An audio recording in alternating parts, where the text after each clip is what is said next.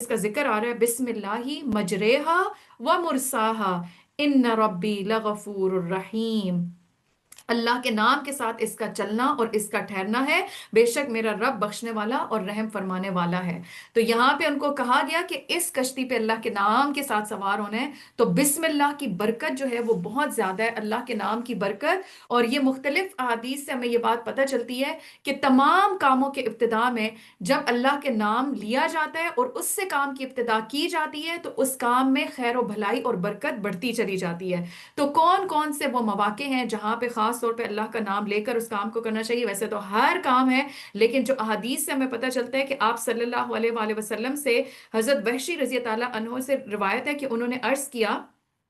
یا رسول اللہ صلی اللہ علیہ وآلہ وسلم، ہم کھانا کھاتے ہیں لیکن سیر نہیں ہوتے، یعنی ہمارے پیٹ نہیں بھرتے۔ آپ صلی اللہ علیہ وآلہ وسلم نے فرمایا شاید تم لوگ الگ الگ کھانا کھاتے ہو۔ انہوں نے عرض کیا ہاں یا رسول اللہ صلی اللہ علیہ وآلہ وسلم، آپ نے فرمایا کھانا اکٹھے کھایا کرو اور اس پر اللہ کا نام لے لیا کرو، اللہ تعالیٰ تمہارے کھانے میں برکت ڈال دیں گے۔ تو کھانے میں برکت کے لیے دو پوائنٹس یہاں پہ پتہ چل رہے ہیں، وہ کیا ہیں؟ ایک تو یہ جو ٹرینڈ بن گیا نا کہ ہر بندہ اپنی پلیٹ لے کے اپنے ہی کمرے میں بیٹھ جاتا ہے، تو اس سے برکت اٹھتی ہے۔ تو یہ جو وقت ہوتا ہے اور اس پہ اکٹھے بیٹھ کے جو کھانا ہوتا ہے، اس سے اس کھانے کی برکت میں اضافہ ہوتا ہے۔ تو اکٹھے بیٹھنا اور اس پر اللہ کا نام لینا، تو اس سے کھانے میں برکت پیدا ہوتی ہے۔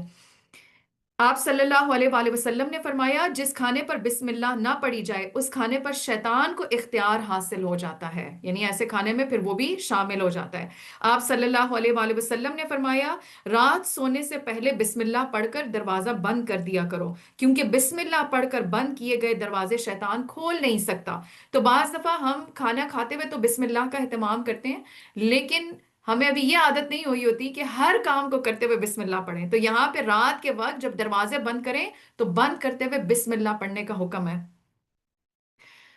اسی طریقے سے ایک اور حدیث میں آتا ہے کہ آپ صلی اللہ علیہ وآلہ وسلم نے فرمایا جب رات کا اندھیرا چھا جائے تو اپنے بچوں کو گھروں میں روک لیا کرو، کیونکہ اس وقت شیطان اور جن پھیل جاتے ہیں۔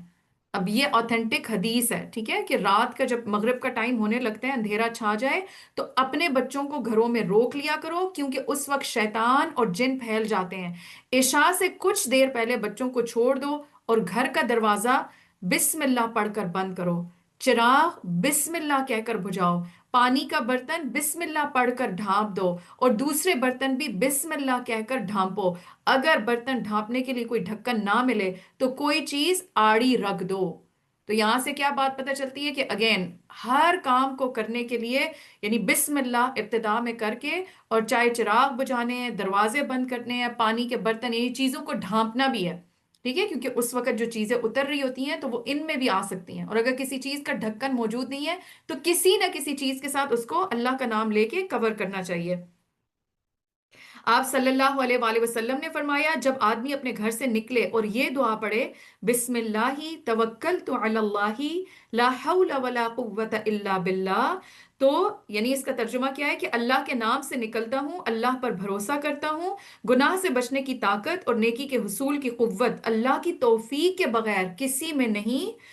اس وقت اس کے حق میں یہ بات کہی جاتی ہے کہ سارے کاموں میں تیری رہنمائی کی گئی، تو کفایت کیا گیا اور ہر طرح کی برائی اور خسارے سے بچا لیا گیا، بس شیطان اس سے الگ ہو جاتا ہے اور دوسرا شیطان اس سے کہتا ہے تم اس شخص پر کیسے مسلط ہو سکتے ہو جس کی رہنمائی کی گئی، جس کی کفایت کی گئی اور جو محفوظ کیا گیا۔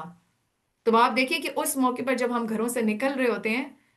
کبھی کبھار فون پہ بات کرتے کرتے ہم نکل جاتے ہیں اور ہم دعا پڑھنی بھول جاتے ہیں۔ بعض دفعہ ہم باتیں کرتے کرتے، چاہے بچوں کے ساتھ، ہسبینڈ کے ساتھ باتیں کرتے کرتے نکل جاتے ہیں اور پھر اس اپرچونٹی کو مس کر جاتے ہیں۔ تو اگر ہم یہ چاہتے ہیں کہ ہم شیطان سے محفوظ رہیں اور اس نکلنے میں ہماری حفاظت، ہماری کفایت اللہ کی طرف سے ہو، تو خاص طور پہ کانشیس ایفرٹ کریں کہ نکلتے ہوئے خاموش ہو جائیں، موبائل فونز آف کر دیں، اور بعض دفعہ ریلز دیکھتے دیکھتے، میسج کرتے کرتے ہم نکلتے ہیں، نہیں، کانشیس ایفرٹ کہ بسم اللہ پڑھ کے رائٹ فٹ نکال کے، اور یہ جو دعا ہے بسم اللہ توکلت علی اللہ لا حول ولا قوت الا باللہ، اس کو پڑھ کے اور پھر گھروں سے نکلا جائے۔ حضرت علی رضی اللہ عنہ کہتے ہیں کہ رسول اللہ صلی اللہ علیہ وآلہ وسلم نے فرمایا بسم اللہ کہنا جنات کی آنکھوں اور بنی آدم کی شرمگاہ کے درمیان پردہ بن جاتا ہے۔ تو یہاں سے بھی کیا بات پتہ چلتی ہے کہ جب اپنا لباس تبدیل کریں تو اس سے پہلے بھی بسم اللہ پڑھیں۔ آپ صلی اللہ علیہ وآلہ وسلم نے فرمایا جب آدمی اپنے گھر میں داخل ہونے سے پہلے اور کھانا کھانے سے پہلے اللہ عز و جل کا نام لیتا ہے تو شیطان اپنے ساتھیوں سے کہتا ہے کہ یہاں تمہارے لیے نہ ٹھکانہ ہے نہ کھانا ہے، اور جب آدمی اللہ کا نام لیے بغیر داخل ہوتا ہے تو شیطان کہتا ہے تمہیں یہاں ٹھکانہ مل گیا۔ اب جس گھر میں شیطان کو ٹھکانہ مل جائے، آپ سوچیں کہ اس گھر میں کس طرح کی بے چینی، بد امنی، لڑائی جھگڑے، عبادات میں سستی، کیا کچھ نہیں ہو سکتا جس گھر میں شیطان انٹر ہو جائے۔ اور جب آدمی کھانے سے پہلے اللہ عز و جل کا نام نہیں لیتا تو شیطان کہتا ہے کہ تمہیں ٹھکانہ بھی مل گیا اور کھانا بھی مل گیا۔ تو اسی طریقے سے اور موقعوں پر بھی آتا ہے۔ تو ہم سب نے کیا کوشش کرنی ہے کہ کسی بھی کام کو کرنے کے لیے اپنے اندر عادت ڈالیں، گھر میں داخل ہوتے ہوئے، گھر سے باہر نکلتے ہوئے، گاڑی میں بیٹھتے ہوئے، اور اسی طریقے سے کھانا اگر بنانے لگیں، کھانا کھاتے ہوئے تو یاد ہوتا ہے، لیکن بنانے بھی لگیں تو اس وقت بھی کسی بھی کام کو کرنے لگے ہیں تو بسم اللہ، اور کچھ عرصے کی کانشیس ایفرٹ کے بعد آپ دیکھیں گے کہ یہ چیز ایک عادت کا حصہ بن جائے گی، اور آپ کسی بھی کام کی طرف بڑھیں گے تو آپ کے منہ سے بسم اللہ پہلے نکلے گی اور اس کے بعد اس کام کو کریں گے۔ تو اللہ تعالیٰ ایسے تمام کاموں کی خیر و بھلائی میں اضافہ فرماتے ہیں۔ غزوہ احد میں حضرت طلحہ رضی اللہ تعالیٰ کی انگلی جب کٹ گئی تو انہوں نے تکلیف کی وجہ سے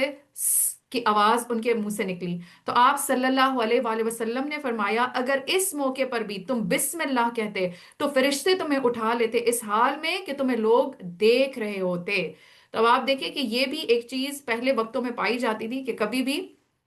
کوئی گرنے لگے، کسی کو کوئی ٹھوکر لگ جائے، کوئی چوٹ لگنے لگے تو فوراً کیا نکلتا تھا منہ سے؟ بسم اللہ، بسم اللہ۔ تو اب یہ چیزیں آہستہ آہستہ کر کے ختم ہو گئی ہیں اور ان کی ریپلیسمنٹ بہت خراب الفاظ آ گئے ہیں۔ تو آپ دیکھیں شیطان نے کس طرح اچھائی کو برائی کے ساتھ ریپلیس کر دیا نا۔ تو یہ اگین وہ چیزیں ہیں، جتنا جتنا ہم علم سیکھتے جائیں گے عمل کی راہیں سامنے آتی جائیں گی۔ تو ایسے موقعوں پر ان غلط الفاظ کو نکال دیں، بلکہ جیسے سکھایا گیا کہ ہر موقع پر بسم اللہ پڑھنا برکت کا باعث ہے اور خیر و بھلائی کا باعث ہے۔